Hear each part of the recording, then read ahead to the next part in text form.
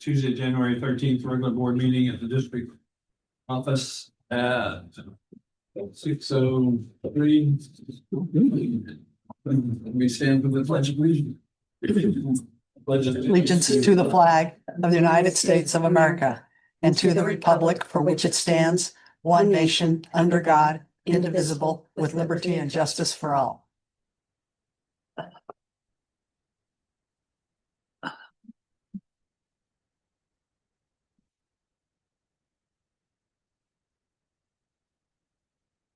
Okay, that brings us to additions, deletions, amendments to the agenda. We have one deletion. It's the audit report under reports. So we're gonna do that next month. Yeah. So looking for a motion to accept the. Move we accept the agenda with that one deletion. Second. There's been a motion by Director Wojtowski to accept the agenda and the amendment. And seconded by Director Albright. There's no discussion. All those in favor, raise your right hand. Motion passes 7-0. Okay, then the adoption of the agenda. I make a motion, we adopt the agenda. Okay, there's been a motion by Director Paysinger to adopt the agenda in front of us. I'll second. Second by Director Albright. There's no discussion. Everyone in favor, raise your right hand. Motion passes 7-0. Brings us community comments on the agenda items. No, nobody here. Okay, we'll move on. Brings us to the consent agenda. Approve the regular board meeting minutes from the last board meeting and confirm Michael Bettiga as the JV2 boys basketball coach. I make a motion to approve the consent agenda. I second. Been a motion to approve the consent agenda by Director Paysinger and seconded by Director Wojtowski. There's no discussion. Everybody in favor, raise your right hand. Motion passes 7-0. Moving right along. Reports, superintendent report. I just wanted to catch everyone up to speed on the new accountability bill that the legislature passed. Recent legislation requires the Oregon Department of Education and the State Board of Education to establish statewide performance targets across a defined set of student outcome measures.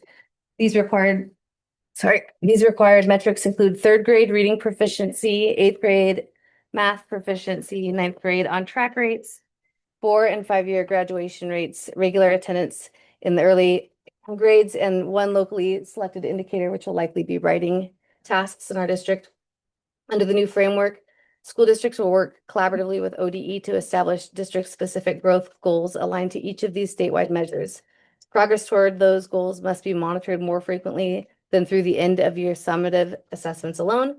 Districts are therefore required to adopt or use interim assessments at minimum in grades K through 8 for math and language arts to track student progress throughout the year.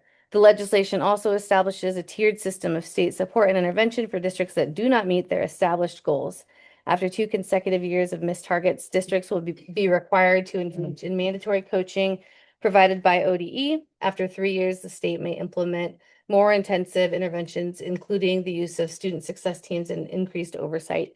After 4 years of continued underperformance, ODE may direct up to 25% of a district's state school fund and student investment account allocations toward state-determined improvement strategies.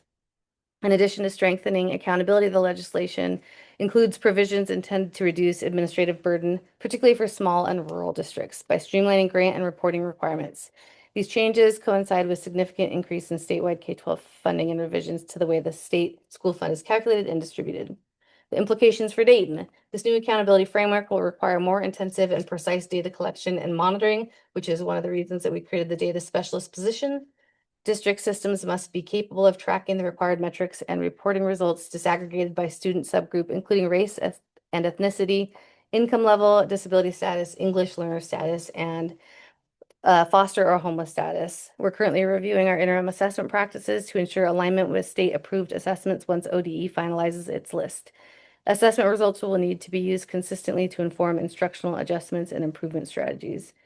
District leadership and the board will be expected to participate in goal setting with ODE and to regularly review instructional strategies and resource allocation to ensure alignment with the adopted growth targets. failure to meet goals over multiple years carries increasing levels of state involvement and ultimately the risk of state-directed use of portion of district funds, underscoring the importance of proactive improvement planning. Equity is a central focus of the legislation. Increased attention will be placed on reducing outcome disparities and demonstrating how district strategies support historically underserved student groups. Annual public reporting of progress toward performance targets is required. Clear, transparent communication with the board, staff, families, and broader community will be essential. As you know, we were receiving funding from ODE because we were a district who was needing to make improvement, and we no longer get that funding, which is good news, and that we have been making more growth and consistent improvement. But this is something for us to be aware of, and I do recommend that in February we have a board work session to go over where we're at with our data and interim assessments, and to get receive reports also on our perception survey data. So we surveyed our staff, students, and greater community, and listen to what their input is on where they would like to see improvement and the places in which they're proud that we've grown as a district. Amy, you said something about meeting with ODE. Is that was if we are not? We always meet with ODE anyway. So part of what Robin presents to the board every year with our integrated plan and our plan for the student investment account is also created in tandem with ODE's support. So that is something that happens regardless if you're a district who's monitored, but their oversight and discretion as to what strategies you're using and how you're using your funding is going to be exponentially increased if we're not making progress. So Do you have any more information about the goal setting sessions we're supposed to do with them? Timing, anything like that yet? So we have we're trying to schedule a meeting with one of the guys at ODE to figure out a way to better consolidate our goals in all of our various grants and reporting and involve the board in that. So once we have that meeting with, his name's Luke Neff, once we have that meeting with him, we'll be able to report to the board on how we can more streamline the process and have you involved. And can I just clear, so I want to make sure I'm understanding this right. Mm. We are to set goals with ODE, like our district, and then that is by which we are being measured. ODE Under this dictates framework. some of the goals, and then we get to choose some of our own. Okay. Yeah. Okay, Yeah. that's helpful. Thank you. And the goals ODE dictates are consistent across the state. It's not specific to each district. So when it says third grade reading, that's across the state, they're using that as a goal or a metric. Thank you. And I did include just some data for your review because we often see our district in comparison to our district over time, but I wanted to show you our district in comparison to the WESD districts, so you get an idea of where we're starting as far as achievement and our outcomes go, because we need to be making consistent improvement over time in order to retain autonomy over our strategy and practices. Yep, agreed. I will say the professional development and focus that we have K-12 this year really is targeted toward leveraging our students' achievement in literacy, which then leverages every other subject area. And the strategies are specifically designed with the research about how to increase the achievement of historically underserved students in mind, which is a big focus for the Oregon Department of Education. So I anticipate us seeing us making growth at a much faster rate and steeper incline with these bars. That's all I had for my reports. Great.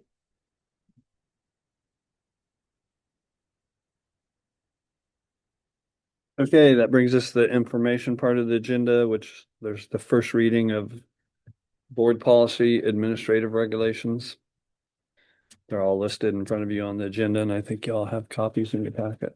Amy, would you mind just giving us the really brief cliff? I will notes do my version? best. It's I know been a few there's weeks. a dozen here, but So the advisory committees to the board, basically that just means that any board that is any committee that is advising the board has to abide by public meeting law. So if we're moving forward with our facilities subcommittee, that's something that we need to consider. The Equity Advisory Committee, the legislation was changed so that it's no longer considered a committee that advises the board, but a committee that advises the superintendent. So that committee does not have to abide by public meeting law. These are all optional committees though. We don't have Correct. to have. them. Well, no, the Equity Committee is not optional. Okay. The facilities, the Long Range Facilities Committee is highly recommended. Right, that makes Um, sense. Budget Committee, I want to say this was I think we have to semantics. have it. Yeah, I just, It says, Education Equity Advisory Committee, so it's optional, it's not. we passed it because without passing it, it would have to be abide by public meeting law. Do you remember the Budget Committee? Tyler? Oh, yeah, we have, it is our packet, Yeah, I'm just trying to remember what's highlighted is what was the changes. changed, but I don't remember anything that would impact our district on this. Sometimes the changes are, go from like may to must or could to should, and Mhm. I don't remember anything of significance, but I will dig into that.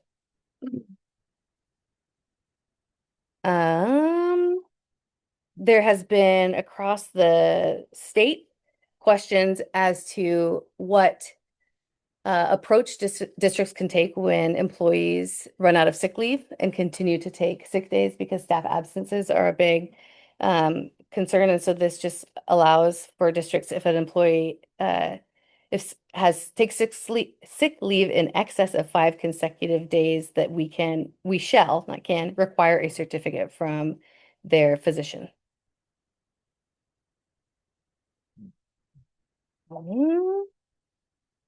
I believe that the disabilities records adds the word guardians to where it says parents may request records. And allows the administrator to assign a designee instead of having the administrator be the person to give them the records. Maybe you, Stephanie. The instructional materials just specifies that library materials could also mean school classroom libraries, not just the library. Graduation requirements, just this is not the AR, so this is what the state requirements are, and then RAR spells out additional requirements like the one credit of world language, but this talks about the changes that were made with the like personal finance and whatnot. And then the personal electronic devices, we had already passed this before most of the districts in the state did, that just say you cannot have cell phones at school. This one is actually a little more cumbersome even than our policy, and that it includes lunchtime and let's see, does it include bus time? Let me look. Anything that's with the school activity. Yeah, anything school activity related. So basically, once they're off the bus. And then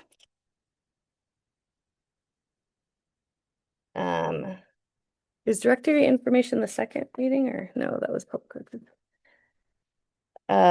The directory information includes athletic teams, which it didn't before, and public charter school enrollment. If the calculated percentage is more than 3% of the desired virtual public charter school, and the desired virtual public charter school is not sponsored by the district, we can basically deny them going to that charter school. That makes sense. If more than 3% of our students have been approved of interdistrict transfers out of our district, then we can deny charter schools. Yes, Okay. thank you. I think that's it. Did I get them all? Nicely done. Okay. Okay, and then the budget committee vacancies is position 1 and position 5 is open.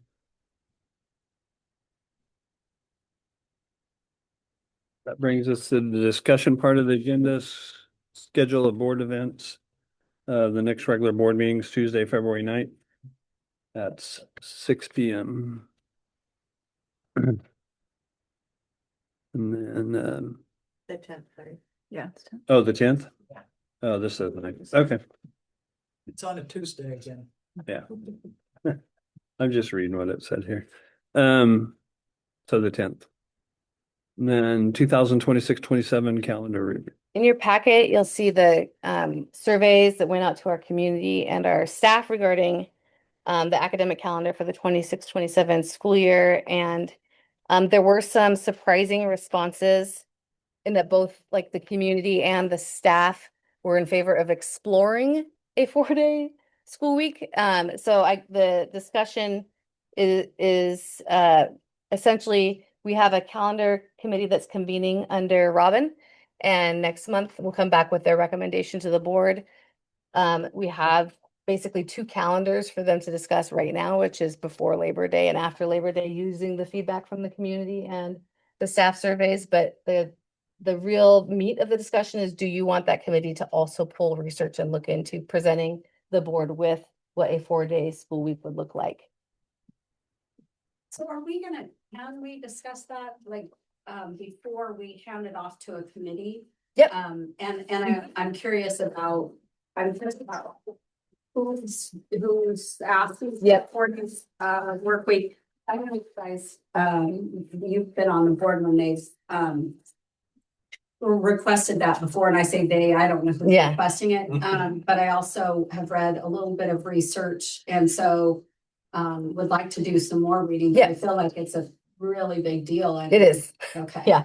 Well, so I think the reason that it's even being brought for discussion is because it was more than just staff surfaced as a majority of staff were interested in exploring it, but also the community did. I'm going to pull up just to see what percent of the community wanted us to explore it. So Um, when Steve was a superintendent, we brought it up a little bit because I went into professional development and sat in the Green Frog when we did that. And I had several staff members ask me about a 4-day week. And so I just presented it to Steve and he said, oh, I'll check into it. Because Amity and Sheridan do it. And they're very successful doing it. So. Is it something that we could do for next year, or we're looking like the next year? I mean, technically we could, but it would definitely require, oh, you got it. Thank you. And it turns out that the students in 4 days actually get more class time than the class. So you have, there's a certain amount of instructional minutes that ODE requires you to have, so it wouldn't change the it just changes the makeup of how, like their longer days essentially, but you have to then plan that around sports. There are pros and cons that we will bring to the board, at the next meeting, if it's something you want the committee to explore.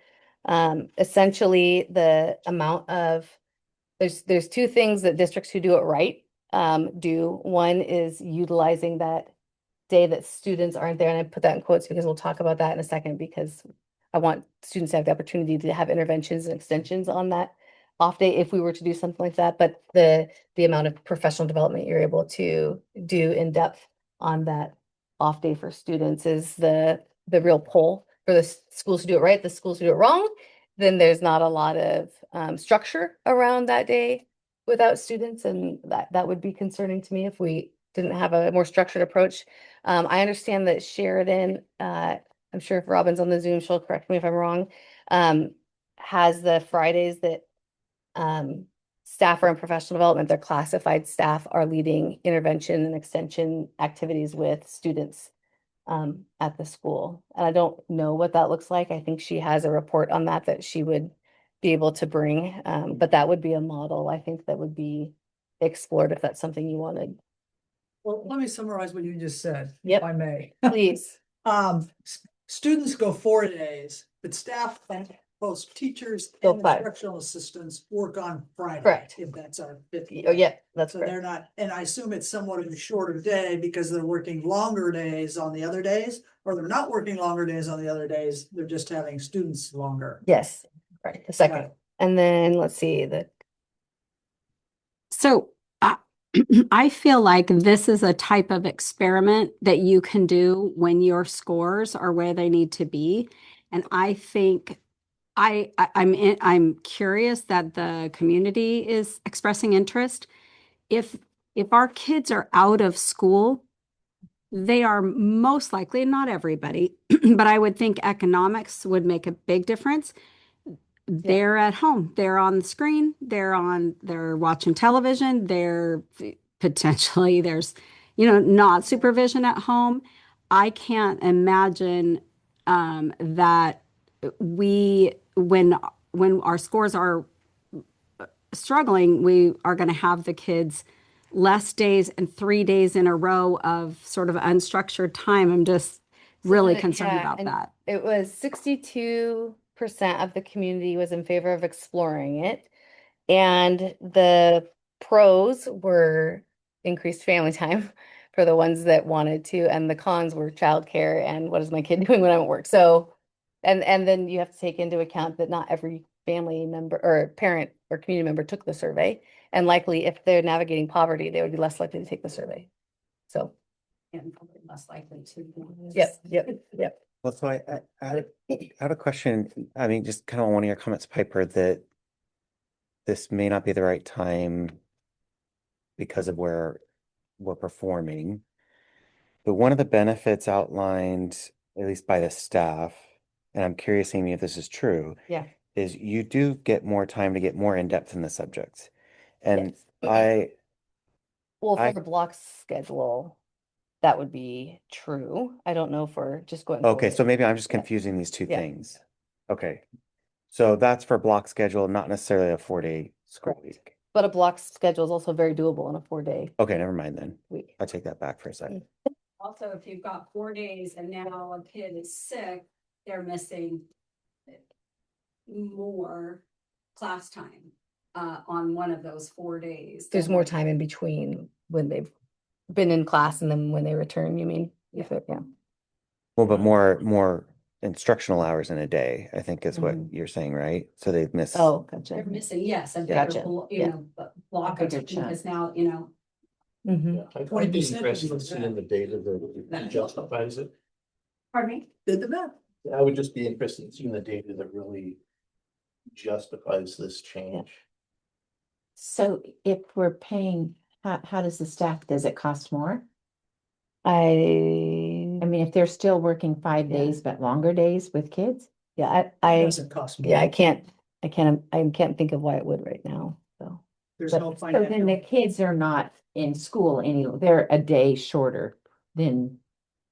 Yeah, but they've been I there think we'd have to look at the But bargaining if unit they're for districts longer, that do it. Then to the see. teachers have to be here longer. No. The teachers just don't have as much free time during the days that they're here and those things that they Yeah, do during free right. time, they have to do on Right, Fridays. because the way the bargaining agreement is written is this many minutes of prep time in a week or over the course of 10 days or something like that versus this much. There's a minimum amount a day, but like Terry said, it would have to kind of even out over the course of the week. You have less passing times because less days, so Mhm. there's less passing time, so that's Yeah. minutes those kids are in the classroom. Yeah. Transportation costs, we would actually probably save money on buses, which is a big expense. So there are some, I'm not saying I'm necessarily. Yeah, well, we could- There's pros and And it's cons. really, do you want us to just even go down that rabbit hole and explore it and bring data and show those like a list of pros and cons to the next meeting or? I think we need to have enough, board people, if a majority of the board's going, no, we're not doing this. Robin's raising her hand. Let's not waste Robin's time. Yeah. Hey, sorry, I was blowing up Amy's phone because I'm on basketball duty tonight for my son. Just to answer some of your questions, in year one in Sheridan, they saw an increase in their test scores and a significant increase in student and staff attendance. Staff do work a shorter day on Friday, but a longer day the other days of the week. And the students in Sheridan get 14 more hours of seat time on the 4-day week because you eliminate some holidays and different things like that and make up for it on the Friday. So they are in the process of gathering some data for me just in case we want to explore this more, but wanted to be able to give you some of those answers. Thank you, Robin. Ryan had some comments. How would this affect the 2 hour late start, or would it affect it at all? You wouldn't do a late start then. That's what I figured. Sorry. That doesn't bother me. So I mean, kind of getting actually, I think what Terry was saying is do we really want to explore this, right? The last time I think we had this conversation, it was more about the AB schedule, right? The That's block also schedule. in the survey, yeah. Yeah, I mean, I'll just go out and say I'm all for looking into this stuff and hearing the pros and cons, getting thoughts and advice from Robin and our other principals and Amy on the matter, so we can ask all these kinds of questions and really triangulate AB schedule versus 4 days a week or both or all that kind of stuff.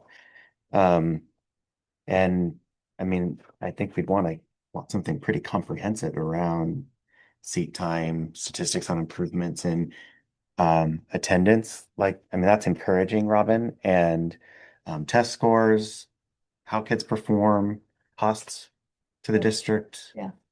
I'm for it, for getting information at this point. Yeah, I wanted it for you. I might have mixed these up.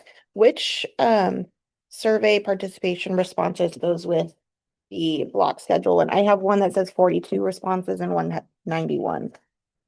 I think it's in both. The staff would be 42 and the community would be 91. Stuff is So they answered on, like, do you want to start before or Labor Day after? Do you want us to look into a block schedule? Do you want us to look into a 4-day week? So they That answered was the 91. yeah. They all answered those questions, staff and the community answered them, but 91 community members. The community. That- Oh, okay. yeah. So then, oh, it was, okay. So. I just, and how many days was it available? Like, did you close the survey on? I just feel like we should have got more responses Yeah, it's a 91 is a lot more than we have historically gotten. with other surveys. I think probably 3 weeks. I'll check. Get back to that. On the feedback, it says a plurality of respondents that it doesn't, was, how much plurality of respondents? Plurality. That sounded like an AI. Yeah, I was gonna say, I don't It know. sounds like disclose how many. It's 91 and 42. 91 community members. What I would just say is district leadership, we always need to be looking at options. Yeah, is this the right thing for us?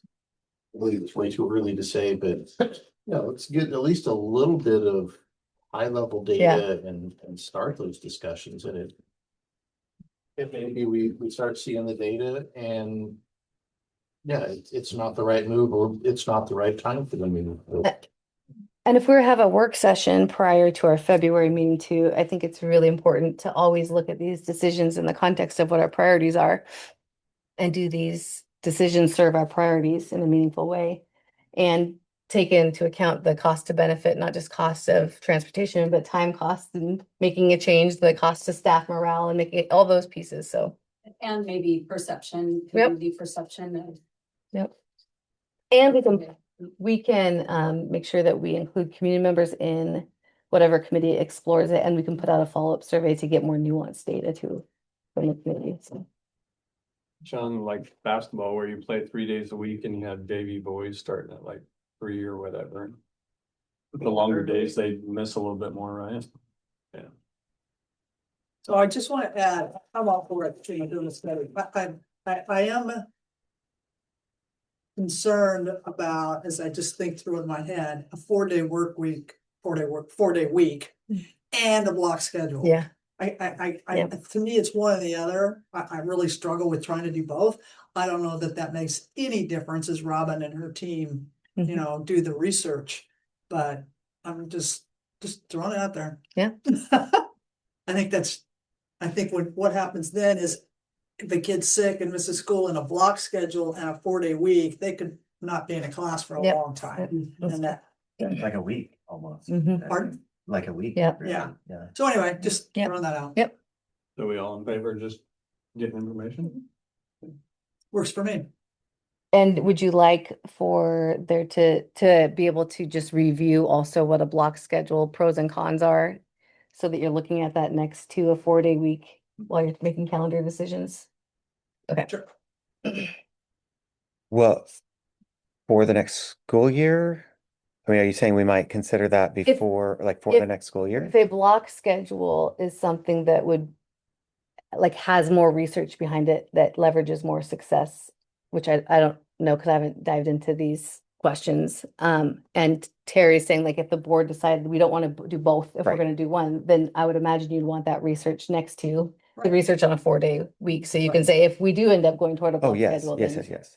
We're not doing. yeah, exactly. Right, exactly. I think I would just suggest to the board, if it would be helpful, we could have a work session on this topic once we've got some information ready That would be and huge. have some really good discussion. And I think it will be really important, you already said this, Amy, getting community involved and getting their feedback as we have this conversation, because it is a big change. Either one or both, I think, is a big change. And I think my other caveat is it really, and I'm sure everybody feels the same way, it really needs to be research-based. And so I don't want the people who are for this going, hey, they're forming a committee, we're getting what we want. I want it to Diversity be, of we thought are on the really committee. truly looking at this and whether it is good or it isn't good for the students. Hopefully Robin heard that. I already had that conversation with a staff member today, so we're gonna do what's best for kids, not what only adults want. Perfect. Thanks, Robin.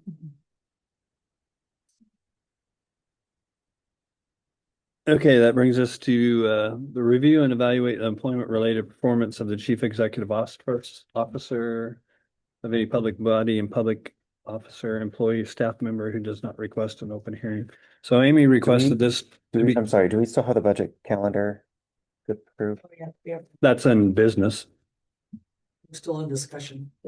We're still in discussion. Oh, okay, my apologies. Yeah. I lost track then. So Amy's turned in her self-evaluation. She has given us the option. She wanted it in open session.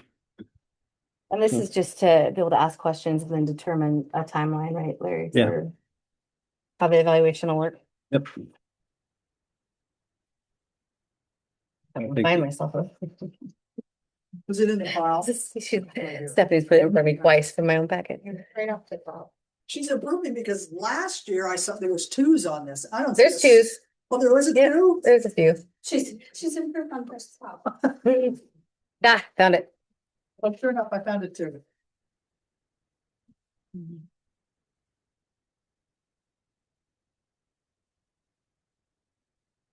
want me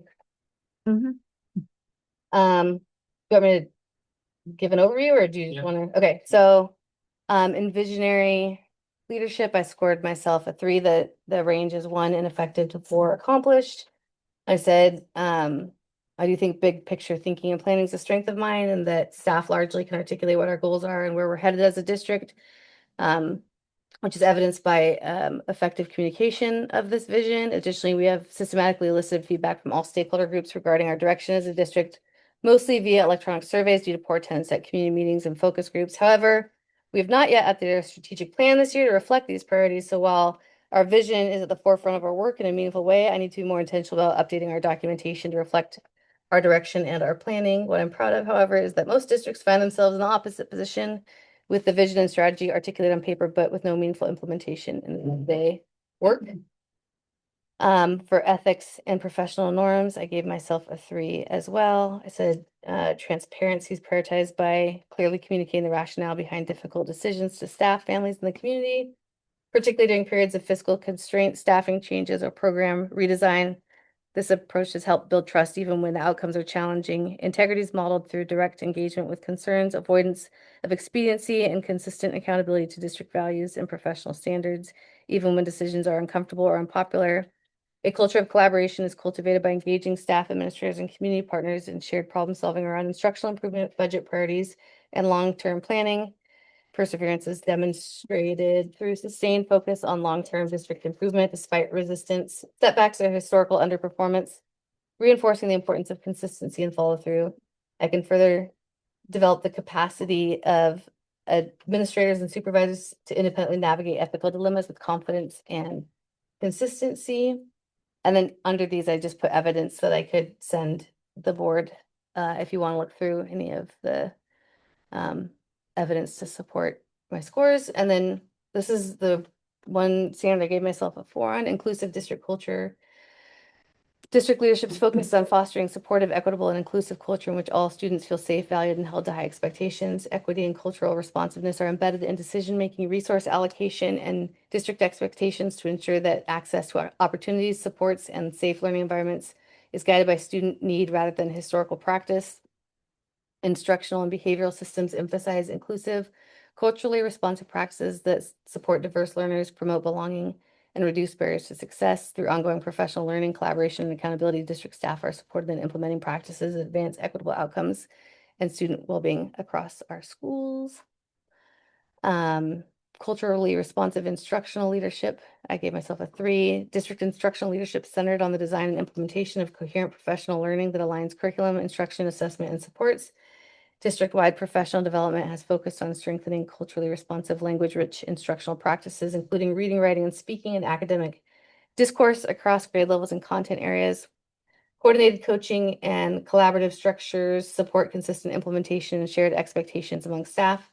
Assessment and data use are embedded within this professional learning to inform instructional improvement, equity, and student well-being. Through sustained job-embedded professional development, staff are supported in applying culturally responsive practices that increase access, engagement, and achievement for all students. An area for growth is strengthening the systematic review of diagnostic informative data with building leaders to ensure consistent analysis, shared understanding, and timely instructional response across schools. This includes establishing clear routines for examining data trends, identifying instructional implications, and monitoring the impact of professional learning and interventions. Additionally, there's an opportunity to further refine how instructional data is synthesized and communicated to the board in ways that are accessible, actionable, and clearly connected to district goals and instructional practices. Communication and community relations, I gave myself a 3. Strength under this standard is demonstrated through consistent, transparent verbal and written communication with staff, families, the board, and community stakeholders, particularly around complex or high-impact decisions. Communication is timely, clear, and focused on explaining the rationale behind district actions to support understanding and trust. A related area of growth is increasing consistent in-person presence at school events and expanding opportunities for facilitated community forums and dialogue. While communication systems are strong, competing district priorities limited the ability to regularly engage face-to-face with families, partners, and community members. Moving forward, greater intentionality in scheduling and shared leadership will support more frequent in-person engagement and further strengthen relationships across the district. Effective organizational management, gave myself 3. Effective organizational management has been demonstrated through intentional placement of personnel and roles that align with skills and district needs, strengthening district office capacity, and improving internal controls and operational systems. Organizational structures and processes have been refined to better support instructional priorities, compliance, and service to schools while maintaining productive labor relationships and clear expectations. An area of continued growth is reducing the volume of investigations and complaints by further strengthening consistency in supervision, communication, and early intervention practices across the organization. Continued focus on leadership development, clear expectations, and proactive whatever support. I think that says minimize issues before they escalate and further stabilize district operations. In effective financial management, I gave myself a 2. Effective financial management is demonstrated through the development of a proposed budget aligned with board priorities and district direction, informed by deep analysis of revenues, expenditures, and long-term sustainability. Budget information has been intentionally made more transparent and user-friendly to support clear communication with the board, administrators, and community, and district and building leadership has been trained to better understand and manage their program or site-level budgets. District resources are implemented equitably in alignment with adopted budget, with regular updates provided on budget assumptions, constraints, and adjustments. An area for continued growth is strengthening ongoing monitoring of expenditures through closer collaboration with payroll and auditors to identify trends, refine internal controls, and improve oversight. I gave myself a 2. I don't have the audit report yet, but I know that there are some areas that we overspent according to the budget last year, some areas where we underspent. But I would only give myself a 3 if I was aware of it before the auditors are aware of it. Policy governance and advocacy descriptors, I also gave myself a 2, which I gave myself a 2 in this area last year as well. A key area for growth under the standards is still shifting from a primarily ground level operational focus to increased engagement in county, regional, and state level policy conversations and advocacy on behalf of the district. While strong working relationships and collaborative governance with the board are maintained and district policies and legal requirements are effectively implemented and communicated, greater involvement in statewide advocacy efforts would strengthen the district's voice and influence on issues impacting students and public education. Moving forward, increased participation in professional associations, legislative engagement, and policy forums will support more proactive representation of district needs while allowing greater delegation of day-to-day operational work. Didn't you join the board? Yeah, I'm on the Oregon Small Schools Association board. I wouldn't say I contributed in a meaningful way just yet, though. But you're on it. I'm on it. And then my two goals are here, which were culture of professionalism and student achievement. And it just shows that 3 of the 6 sub goals have already been met, that 2 of them will be measured in the spring, and then 1 our building leaders had their teachers analyze and evaluate themselves on today. So we should have those results for you next month. Great. Back to number 8, policy governance and advocacy. Yeah. It makes me wonder, I mean, I realize these are goals for the superintendent, but I feel like it would be very difficult to do all the things you're doing and then be present at some of these, meetings on policy and that kind of thing. So is it possible to utilize a representative so that you are not having to be at? Yeah, I mean, it's probably more realistic to have someone in the district doing this work and me being in those spaces, just because of the meetings I attend and the legislative updates I'm privy to because of those meetings. It would be probably more work for me to be on the front end of informing people of what's likely coming down the pipeline, and then having them have enough information to advocate on the district's behalf. I don't think we're in a place yet where, if my sole focus was on being out there at all the games and being out there at all the advocacy opportunities, I feel like I would not be doing what needs to be happening in this district right now, which is really, focused on the 2 goals that we have this year. I'm not saying it's not doable, but I'm just saying I'm not meeting the standard in the way that a 3 would represent, and I am probably not doing that intentionally because of the work that needs to be done at this point. So I asked Amy, last year we were behind and we were having to do things real fast, so this is a little bit early. But so we have her self-evaluation, and you guys all have your board packet that we're going to fill out for the PAR scores. And I'm thinking if you want to have this month if you want to go to talk to teachers, I talked to a couple teachers last time.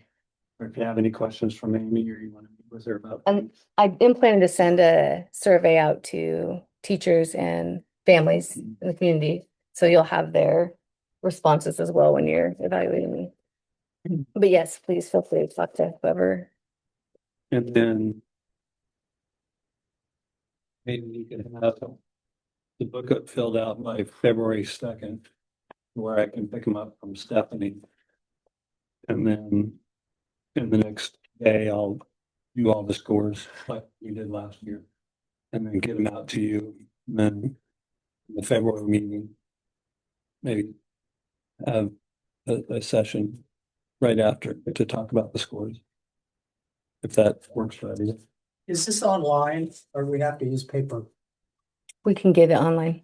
You can get it I on. saw something. We have a PDF somewhere. Yeah, it'd be nice to be able to fill it out. I don't think there's like a form unless you wanted to create one. Yeah, it's really fast. We can create a form. If that would help Larry. It'd be easier for Larry. Yeah.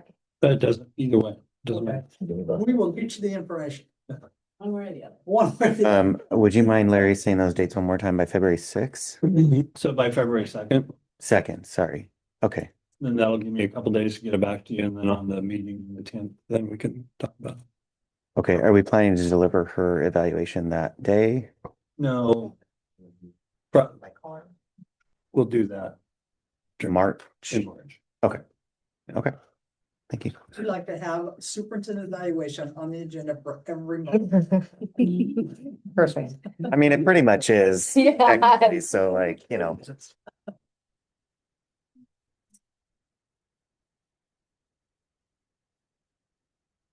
Okay, so that brings us then to the business part of the agenda, budget committee calendar for fiscal year 2026, 2027. I'll make a motion, we adopt the budget committee calendar as presented. Been a motion by Dr. Pastinger to adopt the budget committee calendar for fiscal year 26, 27 as presented. May I just double check? These are our regular Tuesday meeting dates. Is that correct? Yeah. I second the motion. Didn't want another meeting. Seconded by Director Whitehouse. There's no discussion. All those in favor, raise your right hand. Motion passes 7-0. Okay, now we are going to close the regular board meeting to go to an executive session pursuant to ORS 192 to consult with legal counsel concerning the legal rights and duties of a public body with regard to current litigation or litigation likely to be filed, and to consider the dismissal of or discipline of, or to hear complaints or charges brought against a public officer, employee, staff member, or individual agent who does not request an open hearing. There's more I believe. Like, here. Stephanie is the rest of that in. I'm sorry, which part? No, it's not clear. Those are the only two. It's just their stuff on the tail end about press and. Oh. Stuff. Yeah. Oh, Sorry, what part? what he's supposed to say about the press, the whole verbiage from him, let's see.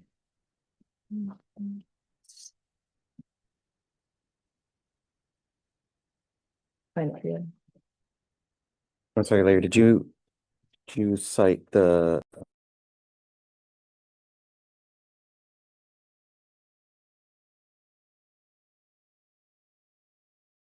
Page. okay. And And- ORS 192.6602D. Okay, thanks. I just want to make sure we got them both. No, he's got it, and then it's the same thing. He's looking for the language to it. Oh, Not the legal reasons, but the announcement, Everybody has to leave. that we'll have to leave except the press can stay, basically. Is it in our last meeting notes? Minutes?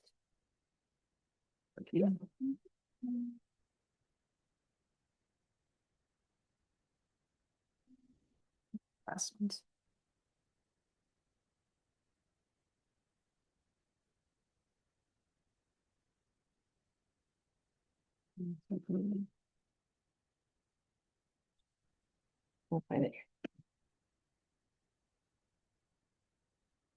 Whoever can find it first. Mhm. Who do we get a prize? I'm Yeah. Yeah, I know, huh? I don't even know what we're looking for. prize in that bag under your hair. Got the finished reading. What he has to read in order to have an executive session.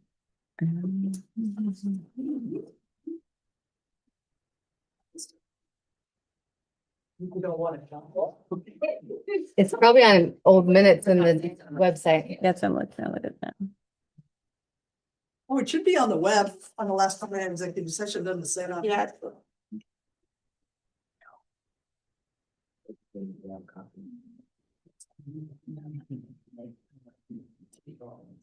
Is this it right here? Or is that just a summary? Yep. No. Members of the press. Okay, members of the public are asked to leave. Members of the press may remain, but may not record the executive session and may not report on the substance of the discussion except to state the statutory authorization for this session. No final action will be taken in executive session. We expect to return to open session after the executive session is closed.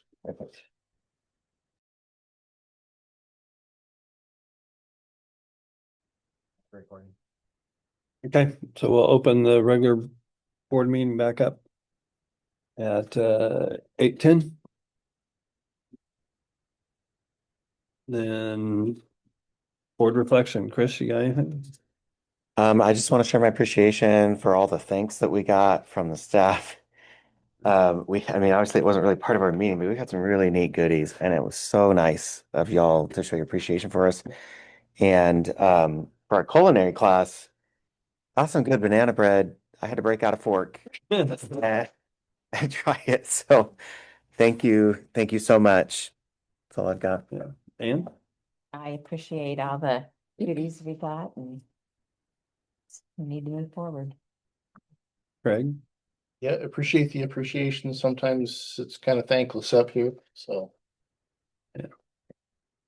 Yeah, I want to thank everybody for that. Just one thing, I think Dawn is going to get us all new Chromebooks, so Stephanie doesn't have to print all this paper.